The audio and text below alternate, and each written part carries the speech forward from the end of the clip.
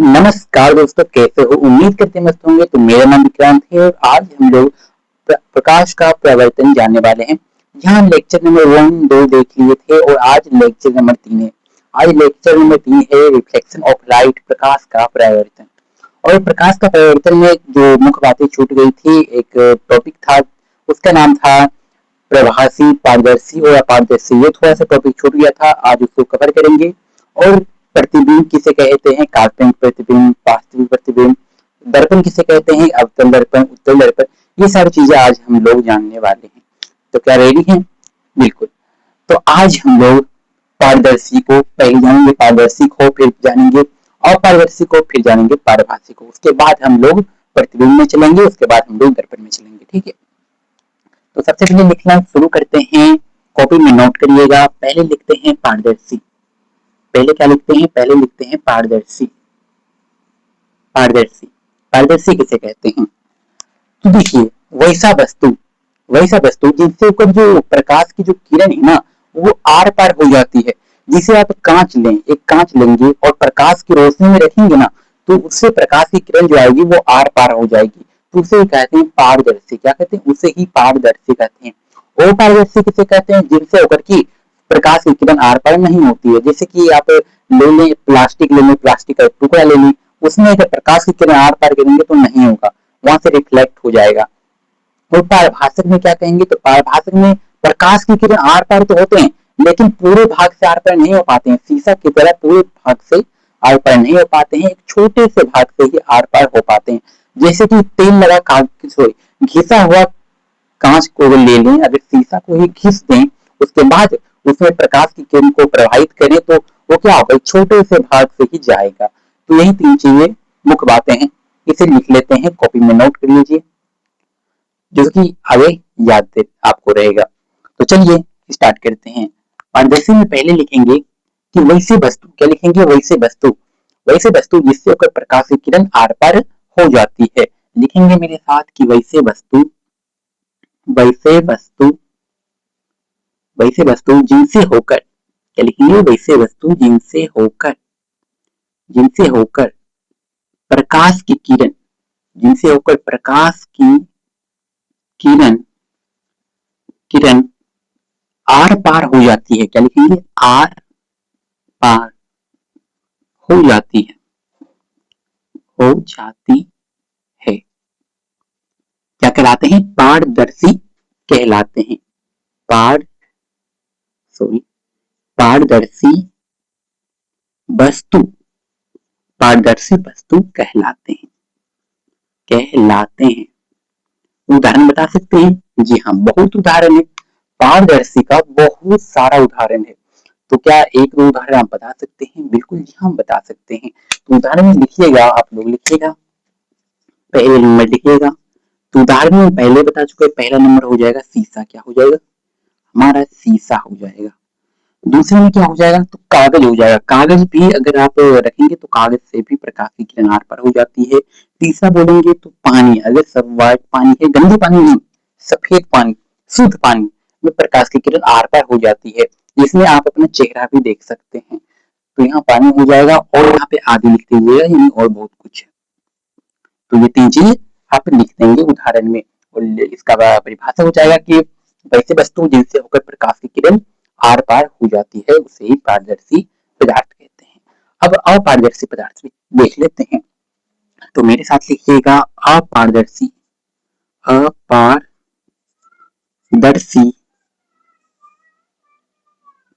अपारदर्शी। चलिए तब लिखने चलते हैं अपारदर्शी। तो अपारदर्शी जस्ट पारदर्शी का उल्टा होता है। अपारदर्शी क्या होगा? जस्ट पारदर्शी का उल्टा होता है, इसमें आर पार नहीं हो पाता है। तो मेरे साथ लिखिएगा, नोट भी करिएगा, ऐसा नहीं कि देखिएगा। तो लिखिएगा कि वैसे वस्तु, देखिए वैसे वस्तु लिखेंगे, इससे आपको याद होगा, थोड़ा सा हिंट मिल जाएगा। क्योंकि आपसे फिर सवाल पूछा जाएगा तो पहले का ही जो शब्द भूल जाते हैं, इसलिए पूरा याद भी होता है, फिर कोई फायदा नहीं। इसलिए हम एक ही बात लिखाते हैं, वैसे वस्तु शुरुआती में। ठीक है, तो लिखेंगे वैसे वस्तु। क्या लिखेंगे? वैसे वस्तु, वैसे वस्तु जिनसे होकर, वैसे वस्तु जिनसे होकर, ये स्पीड में लिखिएगा। वैसे वस्तु जिनसे होकर प्रकाश की किरण, प्रकाश की किरण किरण आर पार नहीं हो पाती है। वैसे वस्तु जिससे होकर प्रकाश की किरण आर पार नहीं हो पाती है उसे पारदर्शी पदार्थ कहते हैं। उसे क्या कहते हैं? पारदर्शी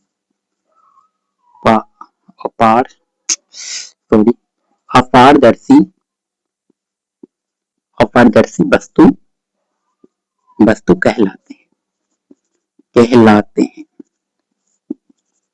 ठीक है। वैसे वस्तु जिनसे होकर प्रकाश की किरण क्या आर पार नहीं हो पाती है, अपारदर्शी वस्तु कहलाते हैं। इसका भी उदाहरण लिखिएगा, जिससे में इसका भी उदाहरण लिखिएगा।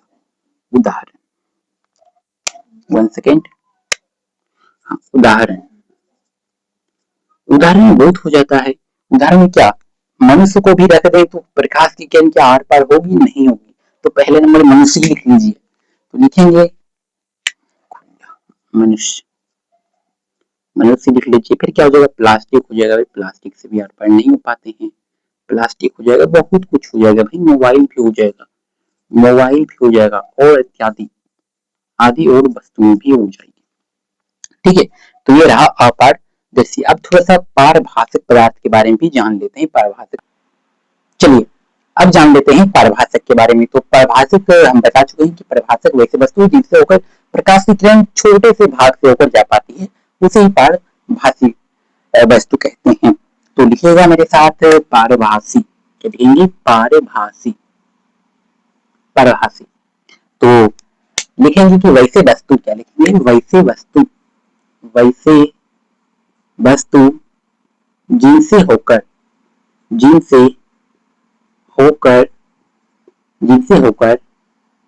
प्रकाश की किरण, क्या लिखेंगे? वैसे वस्तु जिनसे होकर प्रकाश की किरण एक छोटे से, क्या लिखेंगे? एक छोटे से भाग से ही जा पाते हैं।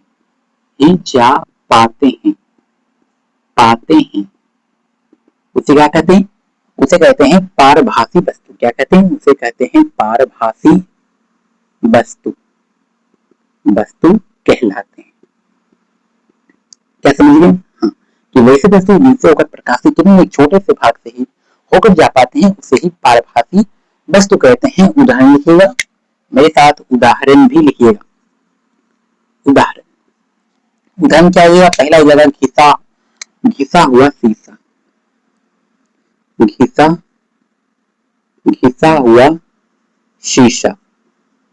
शीशा लिखिए या कांच लिखिए, बात एक ही बात हुआ। फिर लगा तेल लगा कागज। क्या हो जाएगा? तेल लगा कागज। फिर क्या हो जाएगा? धुआं। अगर आप धुआं देखेंगे तो उसमें से थोड़ा थोड़ा आपको दिख जाएगा। अगर धुआं ऊपर उठ रही है और उसमें से आप इधर से उधर की वस्तु देखेंगे तो थोड़ा थोड़ा उधर का वस्तु आपको दिख जाएगा। तो ये पारभाषी वस्तु का उदाहरण है। ठीक है। अब जान लेते हैं प्रतिबिंब किसे कहते हैं। पहले जानेंगे प्रतिबिंब किसे कहते हैं। वो कितने प्रकार के होते हैं? तो प्रतिबिंब कुल 2 प्रकार के होते हैं। पहला होता है वास्तविक प्रतिबिंब, दूसरा होता है काल्पनिक प्रतिबिंब। काल्पनिक प्रतिबिंब को आभासी प्रतिबिंब भी कहते हैं। कहीं भी आपको काल्पनिक प्रतिबिंब लिखा जाए या फिर आभासी प्रतिबिंब लिखा जाए तो आपको कंफ्यूज बिल्कुल नहीं होना है, दोनों एक ही बात हुआ। ठीक है। तो चलिए अब लिखना स्टार्ट करते हैं, प्रतिबिंब किसे कहते हैं। ठीक है। चलिए अब जान लेते हैं प्रतिबिंब किसे कहते हैं। तो मेरे साथ लिखिएगा प्रतिबिंब। क्या लिखिएगा भाई? तो प्रतिबिंब। देखिए प्रतिबिंब किसे कहते हैं? अगर आपका फोटो, आपका रिफ्लेक्शन किसी वस्तु पे पड़ जाती है उसी को तो प्रतिबिंब कहते हैं भाई, उसी को प्रतिबिंब कहते हैं। ये छोटा सा सिंपल सा आपको कॉन्सेप्ट था, बस इसी को समझना है कि प्रतिबिंब किसे कहते हैं। तो इसको परिभाषा के दृष्टिकोण से समझते हैं। क्या इसको परिभाषा के दृष्टिकोण से समझते हैं? तो इसका कुछ परिभाषा भी होती है। तो आइए लिखना शुरू करते हैं। तो लिखिएगा क्या? किसी बिंदु स्रोत से आती हुई प्रकाश की किरण। क्या लिखिएगा? किसी बिंदु स्रोत से आती हुई प्रकाश की किरण दर्पण से परावर्तन के बाद जिस बिंदु पर आकर मिलती है या मिलती हुई प्रतीत होती है उसे उस बिंदु का प्रतिबिंब कहते हैं। ठीक है, बात समझ में आई? चलिए लिख लेते हैं। अगर आपको बात समझ में नहीं आई तो लिखेंगे कि किसी बिंदु स्रोत से, क्या लिखेंगे? किसी किसी बिंदु स्रोत से, किसी बिंदु स्रोत से आती हुई आती हुई आती हुई प्रकाश की किरण, प्रकाश की किरण दर्पण से, क्या लिखेंगे, दर्पण से परावर्तन के बाद, दर्पण से परावर्तन के बाद जिस बिंदु पर, चलिए जिस बिंदु पर आकर मिलती है, आकार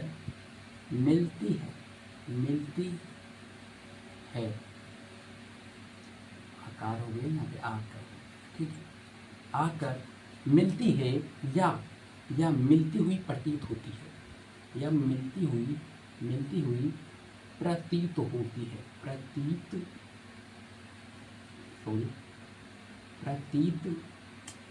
का सही मीनिंग क्या होता है, प्रतीत ऐसे ही लिख देते, प्रतीत होती है,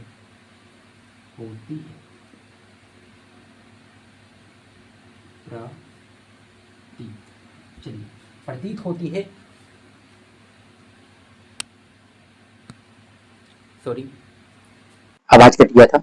हाँ, तो लिखेंगे क्या कि जी किसी बिंदु स्रोत से आती हुई प्रकाश की किरण दर्पण से परावर्तन के बाद जिस बिंदु पर मिलती है, आकर मिलती है या मिलती हुई प्रतीत होती है, उसे उस बिंदु स्रोत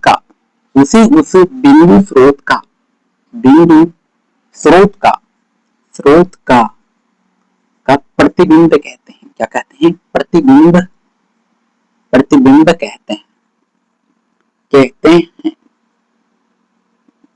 क्या समझ में आई? क्या याद हो गया? इसको रटना नहीं है, इसको समझना है, और समझ में आ गया तो याद भी हो जाना चाहिए। तो हमको लगता है अभी समझ में नहीं आया होगा, अभी आपको याद नहीं हुआ होगा। तो क्या बोल रहा है, इसको समझने की कोशिश करिए, रटने से ज्यादा समझने की कोशिश करिए। यहाँ पे कह क्या रहा है? कह रहा है कि किसी बिंदु स्रोत से, तो किसी बिंदु स्रोत, एक बिंदु बना लीजिए, एक बिंदु बना दीजिए, क्या दिख रही बिंदु? हाँ, किसी बिंदु स्रोत से आती हुई प्रकाश की किरण, तो एक बिंदु स्रोत से उससे प्रकाश की किरण आ रही है, उससे एक प्रकाश की किरण आ रही है, और दर्पण से परावर्तन के बाद जिस बिंदु पर मिलती है, दर्पण से परावर्तन के बाद, तो एक यहाँ पे एक दर्पण बना लेनी है, एक दर्पण बना लेनी है, और यहाँ पे लिखना है हमको, यहाँ पे P हो जाएगा, यहाँ पे मेरा F हो जाएगा, यहाँ पे C हो जाएगा। समझ रहे? क्या समझ रहे? हाँ, और ये बिंदु स्रोत से आती हुई प्रकाश की किरण, और यहाँ एक दर्पण बना लीजिए। मान लीजिए हम अवतल दर्पण बना रहे हैं, अवतल दर्पण, इसको अवतल दर्पण बोलते हैं, हम आगे बताएंगे। तो एक अवतल दर्पण बना रहे हैं, और ये दर्पण है। अब दर्पण से इसे परावर्तन कर लिया, परावर्तन के बाद जिस बिंदु से होकर गुजरती है, यानी इस बिंदु से होकर गुजर रही है, तो इसी को हम कहते हैं प्रतिबिंब। इसी को क्या कहते हैं? इसी को कहते हैं प्रतिबिंब। और यहीं पे मेरा प्रतिबिंब बन जाएगा, यहाँ पे जो ऑब्जेक्ट है ना, यहाँ पे मेरा प्रतिबिंब बन जाएगा, इसी को कहते हैं प्रतिबिंब। क्या बात समझ में आई? आ जाना चाहिए। क्या याद हुई? हाँ, हो जाना चाहिए। क्या लिखेंगे कि किसी बिंदु स्रोत से, उसको मत देखिए, इसको देखिए, किसी बिंदु स्रोत से आती हुई प्रकाश की किरण दर्पण से परावर्तन के बाद जिस बिंदु पर आकर मिलती है, जिस बिंदु पर आकर मिलती है या मिलती हुई प्रतीत होती है। मिलती हुई प्रतीत का मतलब होता है कि इस तरह से मिलती हुई प्रतीत होती है, उसे उस बिंदु स्रोत को क्या कहते हैं? प्रतिबिंब कहते हैं। उसे उस बिंदु स्रोत का प्रतिबिंब कहते हैं। याद हो गया? हाँ, हो जाना चाहिए भाई। अगर नहीं याद हुआ तो फिर से स्किप करके देख लीजिए वीडियो को, तो आपको समझ में आ जाएगा। ठीक है, ये तो रहा प्रतिबिंब। अब जान लेते हैं प्रतिबिंब कितने प्रकार के होते हैं। तो प्रतिबिंब कुल 2 प्रकार के होते हैं। कितने प्रकार के प्रतिबिंब? कुल 2 प्रकार के होते हैं। कौन कौन होते हैं? तो पहले होता है वास्तविक प्रतिबिंब, दूसरा होता है काल्पनिक प्रतिबिंब, जिसे आभासी प्रतिबिंब भी कहते हैं। तो आइए लिखना स्टार्ट करते हैं, बोलने से काम नहीं होगा। तो लिखेंगे पहला नंबर प्रतिबिंब, प्रतिबिंब कितने प्रकार के? तो 2 प्रकार के। इस तरह लिखिएगा स्लाइड करके। चलिए, तो पहले लिखिएगा वास्तविक प्रतिबिंब। क्या लिखिएगा? वास्तविक प्रतिबिंब। दूसरा क्या लिखिएगा? दूसरा लिखिएगा काल्पनिक प्रतिबिंब। क्या लिखिएगा? काल्पनिक प्रतिबिंब। काल्पनिक बोलिए या आभासी बोलिए, बात सेम ही है। काल्पनिक बोलिए या आभासी बोलिए, बात सेम ही है। तो लिखिएगा आभासी प्रतिबिंब।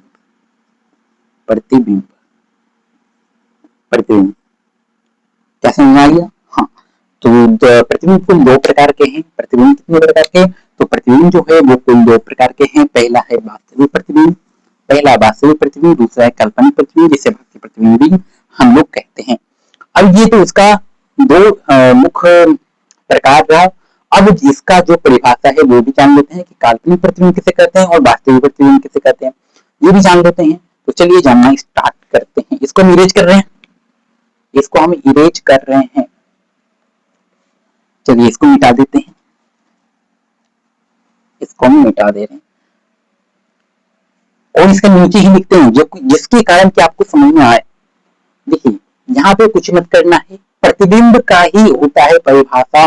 वास्तविक प्रतिबिंब और काल्पनिक प्रतिबिंब का दोनों का परिभाषा सेम ही है और दोनों का परिभाषा बस यही है, बस क्या यही है। तो चलिए मेरे साथ लिखना स्टार्ट करते हैं, तुरंत याद हो जाएगा। अगर आपको प्रतिबिंब का परिभाषा याद हो गया तो काल्पनिक प्रतिबिंब और वास्तविक प्रतिबिंब दोनों का परिभाषा आराम से आपको याद हो जाएगा। ठीक है, तो जब सबसे पहले लिखने स्टार्ट करते हैं वास्तविक प्रतिबिंब। क्या लिखने स्टार्ट करते हैं भाई? वास्तविक प्रतिबिंब। वास्तविक प्रतिबिंब, वास्तविक प्रतिबिंब क्या लिखेंगे? तो सेम वही बात लिखना है। क्या? सेम वही बात लिखना है कि किसी बिंदु स्रोत से, क्या लिखेंगे? किसी बिंदु स्रोत से, मेरे साथ लिखिएगा, किसी बिंदु स्रोत से आती हुई प्रकाश की किरण,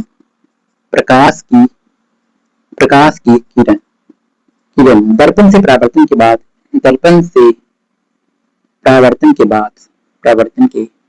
बाद, बिल्कुल सेम है, बिल्कुल सेम है। परावर्तन के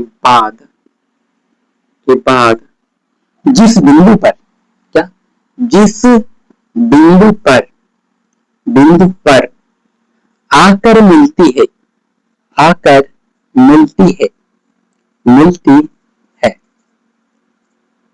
हाँ, किसी बिंदु स्रोत से आती हुई प्रकाश की किरण दर्पण से परावर्तन के बाद जिस बिंदु पर मिलती है, उसके बाद यहाँ पे क्या लिखी थी? मिलती है या मिलती हुई प्रतीत होती है। तो हमको ये लाइन हमको नहीं लिखनी है, वास्तविक प्रतिबिंब में ये लाइन नहीं लिखनी है और बाकी सेम उतर जाएगा। क्या?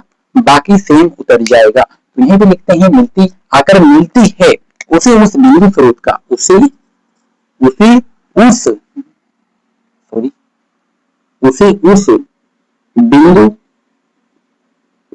उस बिंदु स्रोत का, तो यहाँ पे लिखेंगे उसे उस बिंदु स्रोत का वास्तविक प्रतिबिंब कहते हैं। क्या कहते हैं? वास्तविक प्रतिबिंब कहते हैं। प्रतिबिंब कहते हैं। क्या याद हो गया? इसमें याद करना क्या है? प्रतिबिंब का परिभाषा याद हो गया तो बस यही चीज है, सेम तो चीज है, बस के लिए इतना हटा दिए हैं, बाकी सेम चीज है। और काल्पनिक प्रतिबिंब में क्या कहेंगे? काल्पनिक प्रतिबिंब में कहते हैं कि ये जो लाइन आपको दिख रहा है ना, ब्लैक पेन से करते हैं ताकि आपको समझ में आए। ये जो आपको लाइन दिख रहा है ना, ये लाइन, इसको हटा देनी है और इस लाइन को लिख देनी है। काल्पनिक प्रतिबिंब में इस लाइन को हटा देनी है और इस लाइन को लिख देनी है, तो परिभाषा काल्पनिक प्रतिबिंब का भी बन जाएगा। ठीक है, तो लिखना स्टार्ट करते हैं। यहाँ पे नीचे हट जाना चाहिए तो हम लिख रहे हैं, नीचे ही लिख रहे हैं, आप लोग ध्यान दीजिएगा बस। हाँ, तो काल्पनिक प्रतिबिंब क्या लिखेंगे? काल्पनिक, जिसे हम लोग आभासी भी बोलते हैं, जिसे हम लोग आभासी प्रतिबिंब भी बोल देते हैं, आभासी प्रतिबिंब। ठीक है, आभासी प्रतिबिंब। तो यहाँ पे बिल्कुल सेम चीजें हैं, बिल्कुल सेम चीजें हैं। तो लिखेंगे मेरे साथ कि किसी बिंदु स्रोत से, क्या लिखेंगे? किसी बिंदु स्रोत से। लिखना स्टार्ट करते हैं, किसी बिंदु स्रोत से। आप लोग भी लिखिएगा, सिर्फ वीडियो नहीं देखिएगा, ठीक है। किसी बिंदु स्रोत से आती हुई प्रकाश की किरण, जल्दी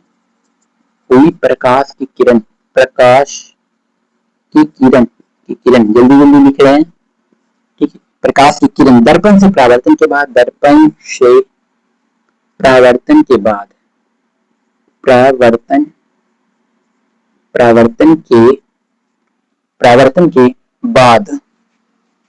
बाद जिस बिंदु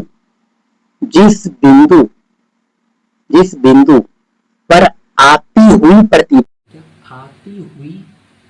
हुई प्रतीत होती है, प्रतीत होती है, प्रतीत होती है। ठीक है, यहाँ पे सोनी, यहाँ पे पढ़ सूख लिया है पर। ठीक है, जिस बिंदु पर आती हुई, यहाँ पे क्या लिखें, आकर मिलती है, यहाँ पे लिखेंगे आती हुई प्रतीत। आवाज आ रही आनी चाहिए। हाँ, तो ये काल्पनिक परिचय में क्या लिखेंगे कि किसी बिंदु स्रोत से, क्या लिखेंगे, किसी बिंदु स्रोत से आती हुई प्रकाश की किरण दर्पण से परावर्तन के बाद जिस बिंदु पर आती हुई प्रतीत होती है, वास्तविक अर्थ में क्या लिखे थे कि मिलती है, यहाँ लिखेंगे आती हुई प्रतीत होती है, उसे ही हम लोग काल्पनिक प्रतिबिंब कहते हैं। उसे क्या कहते हैं, लिखिएगा मेरे साथ, उसे उसे उस बिंदु स्रोत का, उसे उस बिंदु स्रोत का, बिंदु स्रोत का काल्पनिक या आभासी प्रतिबिंब कहते हैं। काल्पनिक या आभासी प्रतिबिंब कहते हैं, प्रतिबिंब कहते हैं। चलिए, याद हो जाना चाहिए। याद क्या, याद आसानी से, अरे यार, हाँ, याद आसानी से हो जाना चाहिए। क्या याद हो गया? हाँ, फिर से हम लोग रिवाइज करना स्टार्ट करते हैं। तो क्या लिखेंगे प्रतिबिंब में कि किसी बिंदु स्रोत से आते हुए प्रकाश की किरण, किसी बिंदु स्रोत से आते हुए प्रकाश की किरण दर्पण से परावर्तन के बाद जिस बिंदु पर आकर मिलती है या आती हुई प्रतीत होती है, उसे उस बिंदु स्रोत का प्रतिबिंब कहते हैं। प्रतिबिंब को दो प्रकार के होता है, पहले वास्तविक प्रतिबिंब, दूसरा काल्पनिक या आभासी प्रतिबिंब जिसे बोलते हैं। वास्तविक प्रतिबिंब क्या है, तो किसी बिंदु स्रोत से आती हुई प्रकाश की किरण दर्पण से परावर्तन के बाद जिस बिंदु पर आकर मिलती है, वास्तव में मिलती है, यहाँ पे लिखिएगा आकर वास्तव में मिलती है, यहाँ पे डेस पे लिख लीजिएगा वास्तव, सॉरी, वास्तव में मिलती है। किसी बिंदु स्रोत से आती हुई प्रकाश की किरण दर्पण से परावर्तन के बाद जिस बिंदु पर वास्तव में मिलती है उसे वास्तविक प्रतिबिंब कहते हैं। और काल्पनिक प्रतिबिंब किसे कहते हैं, तो किसी बिंदु स्रोत से आती हुई प्रकाश की किरण दर्पण से परावर्तन के बाद जिस बिंदु पर आती हुई प्रतीत होती है, उसे उस बिंदु स्रोत का काल्पनिक प्रतिबिंब कहते हैं। क्या क्लियर हो गया? हाँ, हो जाना चाहिए। ठीक है, अब एग्जाम में पूछा जाएगा कि वास्तविक प्रतिबिंब और काल्पनिक प्रतिबिंब में अंतर स्पष्ट करें। तो इस पर ऑलरेडी एक वीडियो हम बना दिए हैं, यूट्यूब पे जाइएगा और सर्च करिएगा वास्तविक और काल्पनिक प्रतिबिंब में अंतर बाय बोर्ड करें, तो मेरा वीडियो आ जाएगा, देख लीजिएगा। ठीक है, तो ये रहा वास्तविक और काल्पनिक प्रतिबिंब, इसका परिभाषा जान लिए और इसका अंतर भी हम बता दिए हैं, तो जाके यूट्यूब पर देख लीजिए। अब जानना स्टार्ट करते हैं कि अवतल तथा उत्तल दर्पण किसे कहते हैं। अवतल तथा उत्तल दर्पण किसे कहते हैं ये भी जान लेते हैं कि अवतल तथा उत्तल दर्पण किसे कहते हैं। तो अवतल तथा उत्तल दर्पण जो है वो भी, उस पर भी हम वीडियो बना चुके हैं। उसमें क्या अंतर है, देखिए अवतल तथा उत्तल दर्पण में सिर्फ अंतर पूछता है और कुछ नहीं पूछता है, और कुछ बेसिक बातें हैं वो हम बता देते हैं, वो कुछ बेसिक बातें हैं वो हम यहाँ पे बता देते हैं।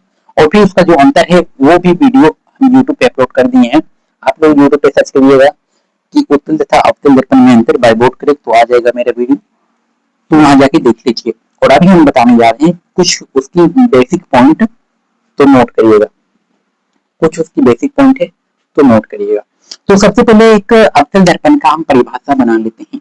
ये देखिए इस तरह, ये क्या है भाई, तो ये है अवतल दर्पण। क्या है, ये है अवतल दर्पण। तो दिख रहा है, क्या दिख रहा है, हाँ दिख रहा है, ये है अवतल दर्पण। ये क्या है, अवतल दर्पण। और इसको बोलते हैं मुख अक्ष। क्या बोलते हैं, इसको बोलते हैं मुख अक्ष, इसको बोलते हैं मुख अक्ष, मुख अक्ष बोलते हैं, मुख अक्ष बोलते हैं। ये इसी का दूसरा नाम है प्रधान अक्ष, प्रधान अक्ष, प्रधान अक्ष। तो मुख अक्ष बोले या प्रधान अक्ष बोले तो कंफ्यूज बिल्कुल भी मत होना। और यहाँ पे एक पी है, यहाँ पे क्या है, पी है, जिसे हम लोग ध्रुव बोलते हैं, जिसे हम लोग क्या बोलते हैं, ध्रुव बोलते हैं। यहाँ पे एक एफ है, क्या है, एफ है, जिसे हम लोग क्या बोलते हैं, फोकस बोलते हैं। क्या बोलते हैं, फोकस बोलते हैं। और यहाँ पे सी है, जिसे हम लोग क्या बोलते हैं, पकड़ता केंद्र बोलते हैं। क्या बोलते हैं, पकड़ता केंद्र। क्या इतनी बातें क्लियर, क्या इतनी बातें क्लियर हो गई? हाँ हो गई। बस अवतल दर्पण यही है। अब एक उत्तल दर्पण बना रहे हैं, अब यहाँ पे एक उत्तल दर्पण बना रहे हैं। उत्तल दर्पण बना रहे हैं, उत्तल दर्पण हो गया। और यहाँ पे देखिए ऊपर में साइड दिए तो क्या यहाँ पे देंगे, यहाँ पे देंगे नहीं, यहाँ पे हमको नहीं देना। याद रखिए हमेशा दाएं तरफ लाइन खींचनी है, चाहे उत्तर है चाहे उत्तर है, तो इसको इधर देनी है, ठीक है। इस तरह हम लोग दे देंगे, ठीक है। और यहाँ पे क्या इधर से लाइन खींचेंगे, नहीं बिल्कुल नहीं, इधर से लाइन हमको नहीं खींचनी है, हमको इधर से ही लाइन खींचनी है। सॉरी बच्चों, हाँ इधर से ही लाइन हमको खींचनी है, ठीक है, इधर से हमको लाइन खींचनी है। और यहाँ पे फोकस वक्रता के यहाँ दर्शाए थे, लेकिन हमको यहाँ नहीं दर्शाना है। यहाँ पे तो हो गया पी हमारा, यहाँ पे पी हमारा हो गया, जिसे हम लोग ध्रुव बोलते हैं। और यहाँ पे हो जाएगा इसका ए, क्या हो जाएगा एक, और यहाँ पे हो जाएगा सी, और ये है मुख्य अक्ष, और ये है मुख्य अक्ष। तो ये अवतल दर्पण रहा, ये उत्तल दर्पण रहा, ठीक है। डायग्राम देख लीजिए, हाँ ये अवतल दर्पण रहा और ये उत्तल दर्पण रहा। अब इसकी कुछ मुख्य बातें जान लेते हैं, तो मेरे साथ मुख्य बातें लिखिएगा। तो यहाँ लिखते हैं अवतल की मुख्य बातें जान लेते हैं, और यहाँ लिखते हैं उत्तल की भी मुख्य बातें अपन जान लेंगे, उत्तल की भी मुख्य बातें अपन जान लेंगे। तो लिखिएगा कि अवतल दर्पण, क्या लिखिएगा, अवतल दर्पण क्या होता है, बड़ा होता है। हमेशा याद रखिएगा अवतल दर्पण बड़ा होता है, बड़ा तथा उल्टा होता है। क्या होता है, उल्टा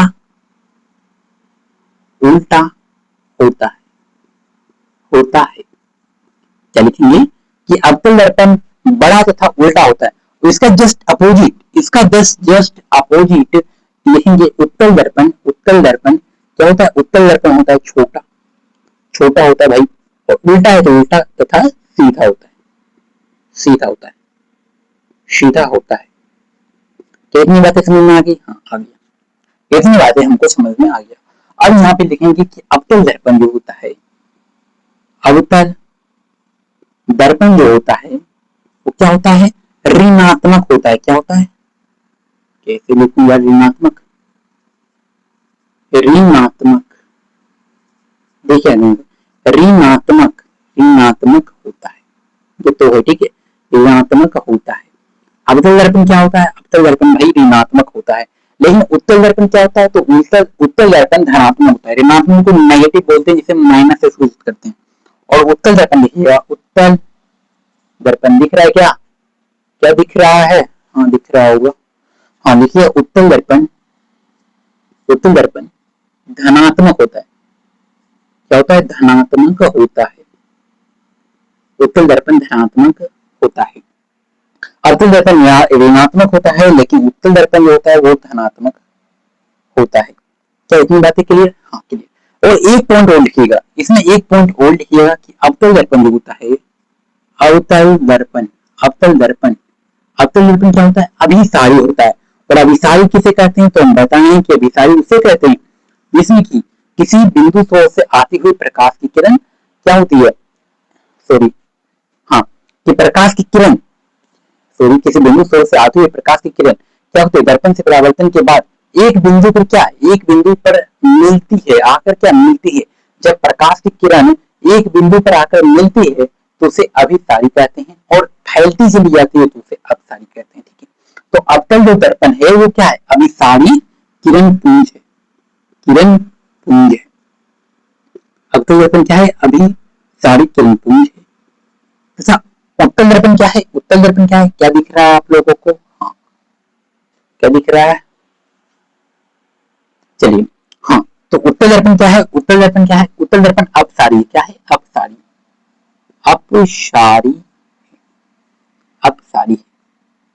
बस इतना बातें आप जान लीजिए। और इसमें अंतर जो है, इसका परिभाषा क्या है, अंतर क्या है, वो सारी चीजें हमने वीडियो में बताए हैं, जो कि आप यूट्यूब पे सर्च कर देख लीजिएगा कि अवतल तथा उत्तल दर्पण में अंतर बाय बोर्ड करें। और एक वीडियो और है कि वास्तविक तथा आभासी प्रतिबिंब में अंतर बाय बोर्ड करें, कितना सर्च करिएगा मेरी वीडियो आ जाएगा, देख लीजिएगा। तो इतनी चीजें हम क्लियर करवा चुके हैं, या फिर यही चैनल बोर्ड करे पे दिया है, आप स्क्रॉल करके देख लीजिए, ठीक है। तो आज की वीडियो हम ये समाप्त करते हैं, और अगली वीडियो हम बताएंगे कि अवतल दर्पण तथा उत्तल दर्पण में क्या, अवतल दर्पण तथा उत्तल दर्पण में क्या एफ बराबर आर बटा टू, क्या एफ बराबर आर बटा टू कैसे सिद्ध करते हैं वो हम बताने वाले हैं, कैसे सिद्ध करते हैं वो हम बताने वाले हैं अगली वीडियो में। तो तब तक के लिए बाय बाय, मिलते हैं नेक्स्ट वीडियो में, तब तक के लिए बाय बाय, तब तक के लिए बाय बाय। 2-3 बार बोलनी है।